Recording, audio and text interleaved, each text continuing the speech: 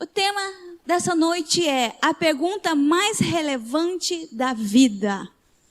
A pergunta mais relevante da vida. Qual seria? Você tem uma ideia? Será que é com quem eu vou me casar? Será que é essa? Ou será que é que faculdade que eu vou fazer? Será que é o que eu vou comer amanhã? Gente, só pode trazer água, por gentileza, que para minha garganta não ficar muito. Qual seria a pergunta mais relevante da sua vida? Será que é que roupa eu vou comprar com o meu dinheiro no final do mês? Não, né? Mas eu quero dizer para você que a pergunta mais relevante da vida é essa aqui, quer ver? Lá em Mateus 19:16 diz assim: E eis que alguém, aproximando-se, lhe perguntou. Lá vai, presta atenção. Mestre, que farei eu de bom para alcançar a vida? Uau! Você já parou para perguntar isso? Mestre, obrigada, filho. O que farei eu para herdar a vida eterna? Essa é a pergunta mais relevante das nossas vidas. Mas por que será que muitos de nós não fazemos essa pergunta? Por que será que muitos de nós deixamos essa pergunta de lado? Afinal de contas, é muito difícil a gente ver numa roda de amigos as pessoas conversando sobre isso. Ou quando a família está reunida à mesa, fazendo tendo aquele jantar todos juntos, conversando sobre isso. O pai perguntando para o filho, os pais perguntando para os filhos perguntando para os pais sobre isso, sobre a salvação. Sobre o que farei eu para ser salvo, para ter a vida eterna. Isso realmente, às vezes, é deixado de lado. E eu creio que algumas vezes é porque, para pensar nisso, nós precisamos pensar também sobre a morte. Antes de eu continuar, essa ministração é do pastor Sabá Liberal, o nosso líder do Sul. Ela falou muito ao meu coração, por isso que eu estou compartilhando com você. Amém? Nós precisamos pensar na morte, para poder pensar no que vem depois dela, após ela. Então, realmente é um assunto que é pouco falado. E muitas pessoas, às vezes, nem entendem tanto sobre isso, até mesmo dentro da igreja. As pessoas, muitos estão vindo na igreja domingo após domingo e ainda não têm a certeza da salvação, ou então ainda tem muitas dúvidas sobre isso, não sabem realmente se já estão salvos, o que precisa fazer para obter a vida eterna. E às vezes tem vergonha de perguntar, ou tem vergonha de falar sobre isso, ou até se alguém começa a falar sobre isso, acaba achando que aquela pessoa é arrogante. Quem você pensa que é? Mas eu quero dizer para você que, na verdade, é um assunto muito simples. E deveria ser algo muito comum entre nós falar sobre isso. Conversar sobre isso, instruir sobre isso. Aqueles que ainda não sabem, aqueles que ainda não conhecem. Amém? Mas a pergunta é: como faremos para obter a vida eterna? Para onde iremos depois da morte? O que acontecerá depois da morte? O que fazer para evitar o pior, se é que existe pior? Porque ainda tem aquelas pessoas que falam assim: não, pior do que a minha vida não existe. Ou então, o que fazer para experimentar algo melhor, se é que existe algo melhor? Porque às vezes a pessoa também fala: não, minha vida já é um céu, já está tudo perfeito, já está tudo maravilhoso. Então, o que fazer? O que dizer? Já dizia o louvor. O que dizer? Não sei cantar. Não vou cantar aqui, senão, tadinha, a Anne vai ficar envergonhada. Ai, ai. Eu sei que a resposta e opiniões sobre essas questões são variadas, variam muito. Há aqueles que acreditam que depois que morremos tudo acabou. Finito, caput, acabou. Outros acreditam que seremos reencarnados. Tem aqueles que querem ser bem bonzinhos para na reencarnação ser um leão e não um rato. Não, eu vou ser bem bonzinho para ser uma gaivota e não um morcego. Na minha próxima vida. Né? Tem gente que acredita nisso. Outros acreditam em um paraíso. Já outros estão seguros e cientes que vão para o inferno. Ah, não, eu sei, meu lugar é esse, vou para o inferno mesmo, tenho o que fazer. Já outros poderiam dizer, deixa de bobagem, céu e inferno não existem. Alguém um dia disse, se o céu não existe,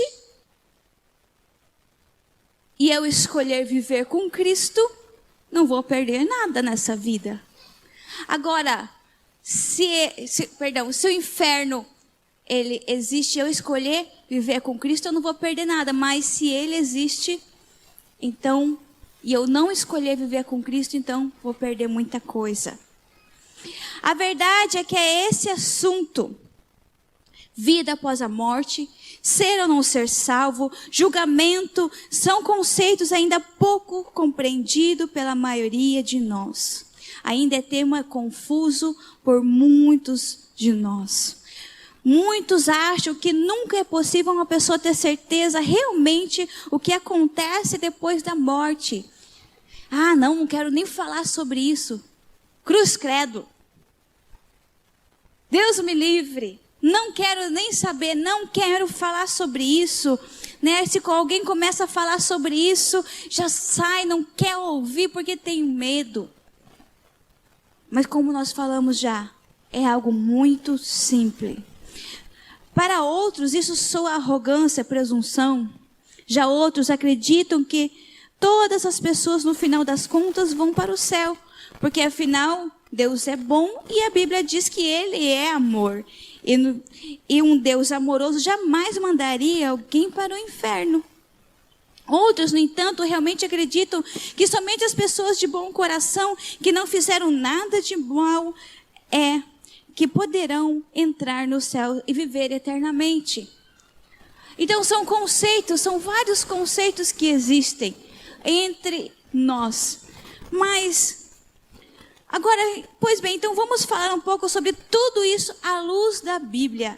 E assim, cada um de nós poderemos julgar e escolher no que realmente crê. Amém? Realmente, né? Talvez até tenha alguma coisa aqui que eu não falei, que você já ouviu, ou que você pensa, ou que você já falou. De conceitos sobre a salvação, sobre a vida eterna, sobre céu, sobre inferno.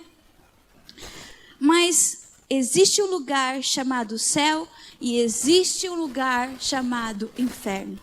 Isso realmente existe. Isso realmente é verdade. Existe sim o céu. E existe sim o inferno. À luz da Bíblia, existem os dois lugares para onde se destinam as pessoas após a morte. Primeiro, se eu não acreditar nisso, começo de cara chamando Jesus de mentiroso. Pois ao longo dos seus ensinos, Jesus falou e afirmou a existência dos dois lugares. E por incrível que pareça, Jesus falou mais do inferno do que do céu. Se você tem a sua Bíblia, e lá quando Jesus fala, está escrito de vermelho, leia essas partes em vermelho e começa a somar. Quantas vezes Jesus fala do céu e quantas vezes Jesus fala do inferno. E ele fala das duas coisas e ele afirma que as duas coisas existem, sim, são reais. Se nós não acreditamos nisso, primeiro, não podemos nos denominar cristãos. Porque cristão significa pequeno Cristo ou seguidor de Cristo. E se eu não acredito no que Jesus ensina, então eu não posso ser um seguidor dele. Porque se eu não acredito, eu estou dizendo que ele está mentindo. Vocês estão entendendo? Agora, se eu acredito em Jesus, eu preciso também acreditar na sua palavra. Amém? Segundo, se isso não for verdade, eu não continuaria lendo e valorizando e acreditando em um livro que contém mentiras. Então, se não existe um só ou nenhum dos dois, então a Bíblia é indigna de nós acreditarmos nela. Então, isso que nós precisamos entender em nosso coração, em nossa mente. O céu é verdade e o inferno também é. Porém, o inferno não foi feito para o homem. Deus fez o inferno para Satanás. Agora, Satanás quer enganar muitos para que essas pessoas possam ir com ele. Já que ele já está condenado, ele já foi julgado, ele já está condenado, então agora ele quer levar com ele aqueles que se deixam ser enganados.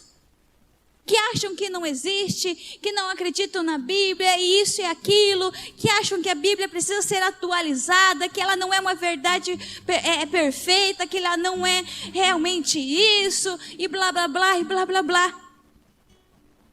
Mas eu quero dizer para você, meu irmão, minha irmã, o céu existe e o inferno existe. O céu foi feito para mim e para você, o inferno não. Foi feito para Satanás. Agora, cada um tem o livre-arbítrio. O que é o livre-arbítrio? Poder de escolher. Amém? Então ele existe. Olha lá, João 14, do 1 ao 3 diz assim: não se perturbe o coração de vocês. Creio em Deus, creiam também em mim. Na casa de meu pai há muitos aposentos ou há muitas moradas. Se não fosse assim, eu lhe teria dito, vou preparar-lhe lugar. E se eu for e lhe preparar lugar, voltarei e os levarei para mim, para que vocês estejam onde eu estiver. Então aqui Jesus está dizendo, olha, eu estou indo para o meu pai, e eu afirmo a vocês, na casa do meu pai há muitas moradas.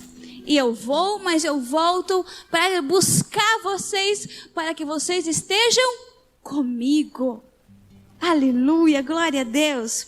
Nós cristãos acreditamos na Bíblia. Por seguinte, acreditamos que esse lugar existe. Amém? Quem está comigo aqui? Amém?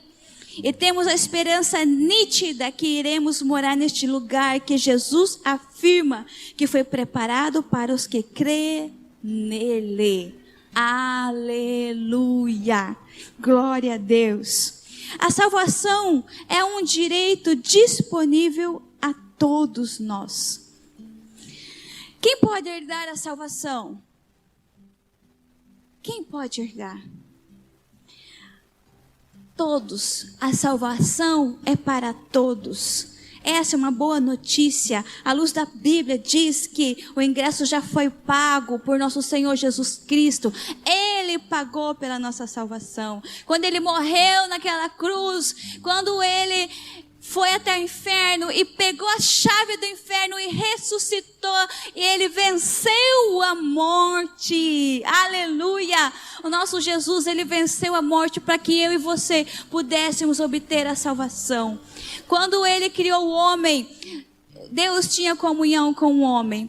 Quando o homem pecou, o homem saiu dessa comunhão com Deus. Mas através de Jesus, esse véu foi rasgado. E Jesus fez um novo caminho, onde hoje nós temos a livre acesso a Ele. Mas agora, o que eu preciso então? O que eu preciso para isso? Olha só, Atos 16:30. Aqui está dizendo que sim, que a salvação é para todos. Quer ver? Então, levou-os para fora e perguntou: Senhores, que devo fazer para ser salvo? Eles responderam: creia no Senhor Jesus e serão salvos, você e os da sua casa. Pregarão a palavra de Deus a ele e a todos os que da sua casa. Naquela mesma hora da noite, o carcereiro lavou as feridas deles. Em seguida, ele e todos os seus foram batizados. João 3,16 diz assim: porque Deus amou o mundo de tal maneira que deu o seu Filho unigênito, para que todo o que nele crê não pereça, mas tenha a vida eterna. Romanos 1,16 diz assim: pois não me envergonho do evangelho, porque é o poder de Deus para a salvação de todo aquele que crê, primeiro do judeu e também do grego. Então a salvação é para todos que crê no Senhor Jesus, amém? A vontade de Deus é que todos se salvem, que nenhum só se perca. Todos se salvem. Só existe um critério para ser salvo. Agora, qual será esse critério? Qual seria isso? Será que seria frequentar a igreja? Será que seria ser batizado? Ou então ser bonzinho? Vamos lá? Frequentar a igreja. Se eu fazer de conta que eu sou um avião e sair correndo numa pista de avião, será que eu vou voar? Será que eu vou me transformar num avião? Vir à igreja é importante, sim ou não? É necessário, sim ou não?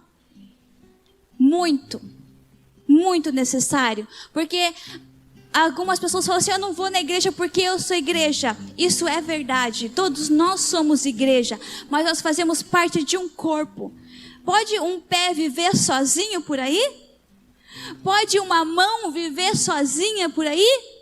Não, ela precisa do quê? Do corpo. A mão precisa do braço, o braço precisa do ombro, o pé precisa da perna e assim por diante. Por isso que é importante nós estarmos na igreja do Senhor Jesus. Porém, não quer dizer se a gente ficar vindo todos os domingos na igreja, mas só por vir, isso não quer dizer que eu tenho a salvação porque eu estou vindo na igreja. Vocês estão me entendendo? Ter uma religião, será que é isso então que me salva a minha vida, que eu posso obter a vida eterna através disso? Se ter uma religião salvasse, Jesus teria morrido em vão, pois desde que se sabe, a humanidade sempre buscou ter uma religião. Na época de Jesus, todos os povos serviam e acreditavam em vários deuses e religiões, inclusive Israel. Naquele tempo, eles tinham um negócio grande assim, e dentro desse monstro, né, dentro da barriga dele tinha um buraco, e ali tinha fogo. E sabe o que era feito? Eram lançado crianças ali dentro. E tinha algumas pessoas que ficavam tocando tambor ali em volta, sabe para quê? Para que não escutassem os gritos daquelas crianças sendo queimadas. Isso era eles oferecendo aquelas crianças a Moloque, adorando um Deus com D maiúsculo, um Deus de mentira. Só que isso ainda acontece muito nos nossos dias. Só que às vezes acontece um pouquinho diferente. Por exemplo, o aborto. Por exemplo, ideologia de gênero, quando nós não colocamos a mão na cabeça dos nossos filhos e dizemos: você é homem, você é mulher. Damos uma identidade para eles. Quando nós largamos os nossos filhos, não ensinando, deixamos eles para o mundo, é a mesma coisa. E aí por diante.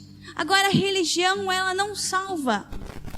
A palavra de Deus fala que a verdadeira religião é visitar os enfermos, é cobrir aquele que tem frio, é alimentar aquele que tem fome, é cuidar da viúva e do pobre. Esta é a verdadeira religião. Ser batizado, em vários lugares da Bíblia, deixa claro que o batismo não salva. Por exemplo, quando Jesus estava lá na cruz e aquele homem que estava do lado dele, aquele ladrão se arrependeu e Jesus fala: ainda hoje estará comigo no reino dos céus. Não deu tempo dele ser batizado, mas ele foi salvo. Quando nós chegamos num leito de um hospital e a pessoa está para falecer, e nós oramos e ela entrega a vida dela para Jesus, ela foi salva, mas não deu tempo dela se batizar. Agora, se eu e você temos a oportunidade de fazer isso e não fazemos, isso quer dizer que nós não temos a convicção de entregar a nossa vida para o Senhor. Então, quero dizer para você, se você tiver tempo, se batize. Mas isso não significa que o batismo é a salvação. Ser bonzinho, então, é isso. É ser bonzinho. Será? Muita gente pode dizer, não, aquele lá sim, aquele é tão bonzinho, faz tudo tão certinho que com certeza ele está salvo, ele alcança a salvação, com certeza se alguém vai para o céu é aquela pessoa. Mas eu quero dizer para você que tudo que você e eu fizermos sem fé é pecado. Há muitas pessoas fazendo boas obras por aí, não para servir, mas para ser vista. Então as boas obras que nós fizermos precisa ser como para o nosso Senhor, amém? Precisa ser pela fé, precisa ser por Jesus, amém? Então ser bom não significa obter a salvação das nossas vidas, não significa isso. Não significa ter a vida eterna. Muitas pessoas ajudam os pobres, muitas pessoas fazem coisas boas, mas na hora de falar de Jesus, elas negam. Tem uma aparência de piedade, mas não é de verdade. Romanos 3, 23, 24 diz assim: pois todos pecaram e estão destituídos da glória de Deus, sendo justificados gratuitamente por sua graça, por meio da redenção que há em Cristo Jesus. Romanos 6, 23 diz assim: pois o salário do pecado é a morte, mas o dom gratuito de Deus é a vida eterna em Cristo Jesus. Efésios 2, 8 e 9. Pois vocês são salvos pela graça, por meio da fé. E isto não vem de vocês, é dom de Deus, não por obras, para que ninguém se glorie. Aleluia! O justo que não era salvo. A história de Cornélio, por exemplo. Cornélio era um homem muito justo, ele era um homem muito bom. E um dia os anjos apareceram para ele e falaram: olha, Cornélio, vai lá e mande chamar Pedro. Então os servos dele foram lá, chamaram Pedro. Pedro teve uma visão, entendeu que era para ele ir. Quando ele chegou lá na casa de Cornélio, então Pedro começou a pregar a palavra, e através da pregação da palavra, aqueles homens se arrependeram e foram batizados pelo Espírito Santo, então foram salvos. Aleluia!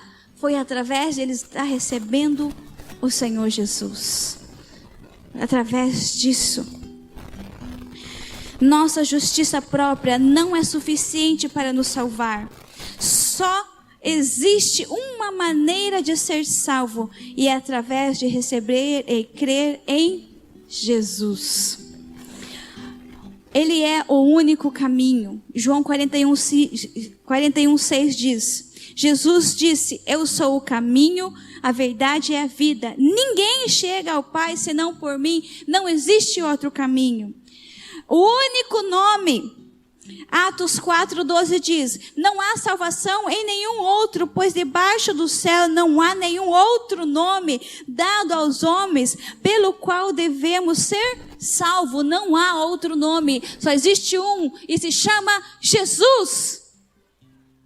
A mensagem é: a salvação não vem por outro caminho, nenhum outro nome foi ou será designado para a nossa salvação, somente o nome de Jesus.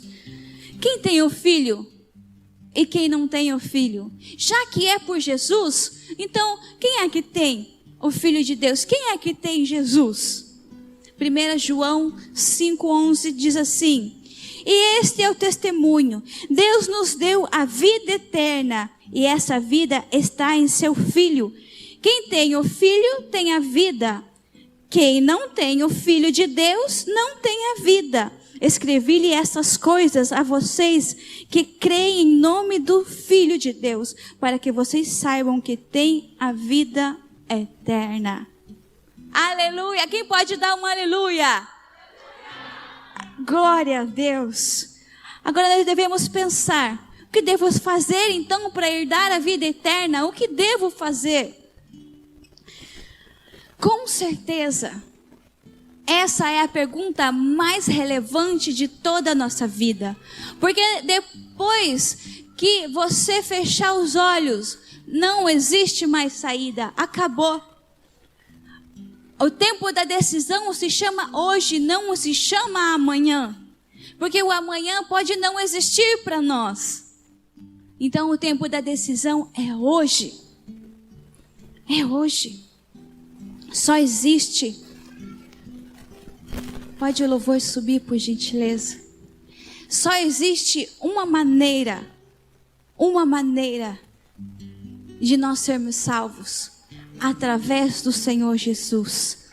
E só existe um pecado. Escute isso. Entenda isso. Só existe um pecado que nos faz perder a salvação, ou não obter a vida eterna. Você sabe qual é? O pecado de não receber o Senhor Jesus como seu Senhor e Salvador. Esse é o único pecado, porque todo o resto o nosso Senhor já pagou lá na cruz por nós. É claro que nós não vamos ficar andando por aí pecando. Não vamos ficar andando por aí de qualquer forma, de qualquer jeito. Preste atenção em mim aqui. Nós não vamos ficar andando por aí de qualquer forma, de qualquer jeito. Vamos andar sim, conforme o nosso Senhor Jesus nos ensinou. Porém, meus amados, o único pecado que nos faz não obter a vida eterna é o pecado de não receber o Senhor Jesus como o nosso Senhor e Salvador da nossa vida, do nosso coração. Não há outro pecado. A palavra do Senhor nos diz que quando nós entregamos a nossa vida ao Senhor, nós somos chamados filhos de Deus. Filhos de Deus. Quando nós cremos em nosso coração, que o Senhor Jesus, cremos nele em nosso coração, isso serve para a nossa justificação. E quando nós confessamos com a nossa boca que Jesus é o nosso Salvador, isso serve para a nossa salvação. Ou seja, justificação e salvação das nossas vidas. Então, essa noite eu quero incentivar você de todo o coração, que você possa abrir o seu coração para que o Senhor Jesus entre, porque realmente existe sim um céu e existe sim um inferno. Esses lugares são reais. E Deus, ele não é mau, Deus é bom. Mas cada um de nós temos o livre arbítrio, o poder de escolha nos foi dado. O inferno não foi feito para o ser humano, foi feito para Satanás. Mas se você se deixar ser enganado por ele, certamente você irá junto. Agora nós precisamos entregar a nossa vida ao Senhor, para que ele possa nos levar para essa morada que ele nos prometeu. Ele mesmo disse que iria para o céu e faria morada para nós. E o céu não é pequeno demais para que não possa caber sempre mais um. A vontade do nosso Senhor é que todos sejam salvos, cada um. Não é que alguns se percam ou que só alguns se salvem, mas que todos sejam salvos. Quero convidar você a se colocar de pé por um instante. Por gentileza.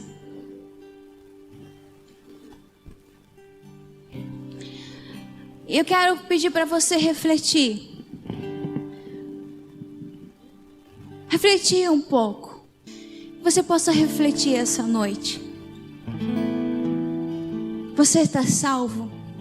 Você já entregou a sua vida ao Senhor Jesus? Você já fez essa confissão, crendo em seu coração e falando com a sua boca? Se você ainda não fez, eu quero dizer, Hoje é o dia.